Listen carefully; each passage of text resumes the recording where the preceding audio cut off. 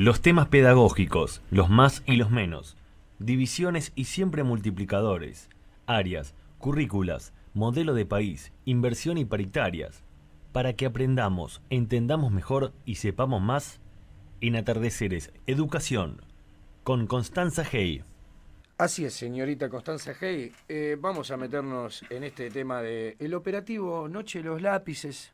¿Por dónde vamos? ¿Por dónde vamos? Vamos porque el pasado 16 de septiembre, en estas efemérides que vos nombrabas hace un rato cuando comenzamos el programa, desde el año 1998 está decretado que es el Día de los Derechos del Estudiante Secundario. Sí. ¿De dónde viene? Esta efeméride viene de un 16 de septiembre del año 1976, ¿sí? No hace falta que hablemos mucho del contexto, creo que todos sabemos lo que el país atravesaba en ese momento y muchos países de Latinoamérica, digo, Sí. Era un movimiento, una cuestión ahí latinoamericana en la que todos los países estaban comenzando a ser sometidos. ¿Por qué sometidos? Porque empezaba a haber un movimiento de obreros, de empleados, en este caso puntual de estudiantes, que empezaron a ver las cosas, a replantearse y a ejercer un derecho que tenemos todos y que deberíamos seguir defendiéndolo con muchas ansias, que es el derecho a expresarnos y hacer valer nuestros derechos.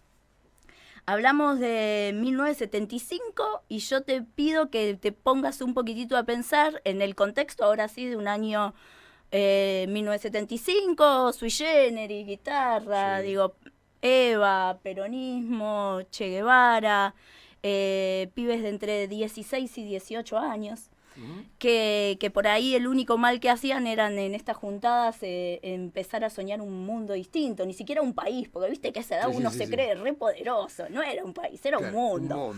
Y bueno, y salieron a luchar por lo que en ese momento era un derecho actual, que hoy lo consideramos como algo normal, que era el boleto estudiantil. En ese momento no existía el boleto estudiantil y se fueron organizando en lo que se llamó la UES, que era la Unión de Estudiantes Secundarios, estudiantes de todo el país, se fueron juntando los pibes, haciendo valer esto que consideraban que era un derecho, porque en ese momento el acceso a la educación se daba a través de poder viajar. Y que el boleto fuera un poquito más barato de lo que era normalmente. Sí. Lo consiguieron. Los pibes organizados consiguieron que su derecho se escuchara.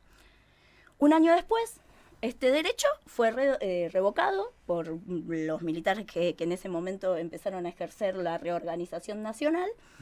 Y con la excusa de que, esperá que lo anoté, porque encima de la Noche de los Lápices lo loco es que nosotros la recordamos, y así se llamó el operativo de la provincia de Buenos Aires. Claro. Digo, ¿no? Que es medio antagónico, todos le imprimimos una emocionalidad a la Noche de los Lápices, pero así se llamó el operativo de la policía bonaerense, que después se encontró con la CONADEP, cuando empezó a revisar, se encontró, y así se llamó el operativo, que llevó adelante Camps y Echecolax.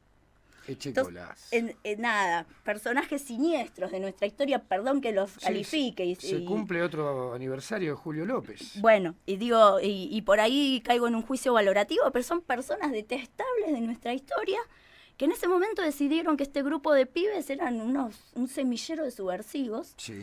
Y en la noche del 16 de septiembre, en diferentes lugares, principalmente en La Plata, fueron secuestrados. Todo lo que sabemos que pasó, que no me parece por ahí, si querés lo decimos, pero las torturas. La película, es una posibilidad de entender un poco la crueldad de la dictadura militar en tanto en cuanto a los pibes, a estos pibes, sí, que en La Plata secuestraron. Sí, podemos hablar de niñeces y adolescentes que fueron hostigados, que hablamos de las panzas y que hablamos principalmente hablando de adolescentes de esta noche, y después la noche de los bastones largos que se dio en la Universidad de Derecho. Sí.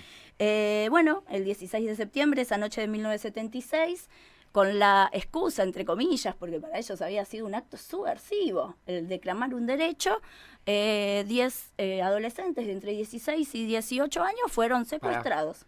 16 claro. a 18 años, ¿eh? De 16 a 18 años. Impresionante. Son niños. Sí. Todo lo que sabemos que sucedió atrozmente en los centros clandestinos de detención, le sucedieron a estos adolescentes. Podemos hablar solamente el día de hoy, ellos no les gusta llamarse sobrevivientes, pero bueno, nosotros los llamamos sobrevivientes porque la verdad es que ha sido una guerra entre el Estado contra el pueblo. Solamente 2 de ellos, y recién en 1980. Así que te estoy hablando de 4 años de un secuestro clandestino, con todo lo que sabemos que pasó en esos centros de detención. No los llevaron porque estaban reclamando un boleto. No los llevaron porque eran adolescentes que escuchaban sui generis y que tenían ideas revolucionarias.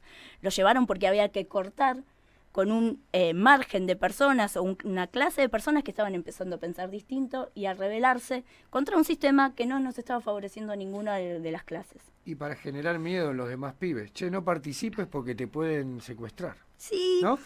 Porque fue un amedramiento, un castigo a los adolescentes y adolescentas organizados. Exacto. Digo, se demostró con ese boleto estudiantil que organizados podemos conseguir más. Y te lo llevo a todos los planos, a todos los planos.